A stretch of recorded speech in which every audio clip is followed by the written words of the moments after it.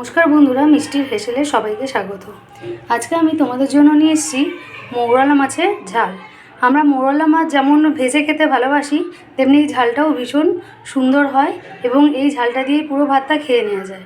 আমার সাথে থাকো তোমরা। মৌরলা মাছগুলোকে আমি ভালো করে ধুয়ে নুন হলুদ মাখিয়ে রেখেছি।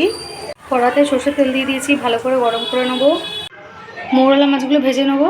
ভালো করে ভেজে নিয়েছি। মৌরলা মাছের ঝালের জন্য আমি নিয়েছি একটা পেঁয়াজ কুচি, কিছুটা টমেটো কুচি, কয়েকটা কাঁচা লঙ্কা কুচি।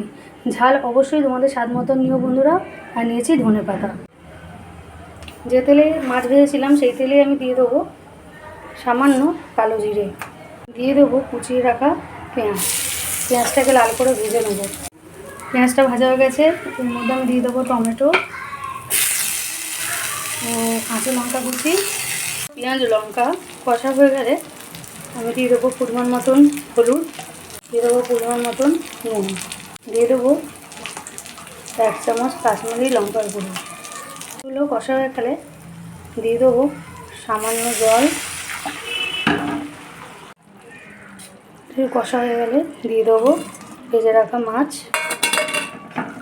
ভালো করে মিক্স করে নেবো। মাছটা মিক্স করে নেওয়ার পর নামানোর আগে আমি দিয়ে দেবো 1 চামচ জিরে গুঁড়ো, দিয়ে দেবো ধনেপাতা কুচি। ভালো করে মিক্স করে নামিয়ে নেব। হয়ে গেল আমার মৌরলা মাছের ঝাল। তো তোমরাও ট্রাই করো বন্ধুরা। কেমন লাগলো অবশ্যই আমাকে জানিও। Thank you for watching.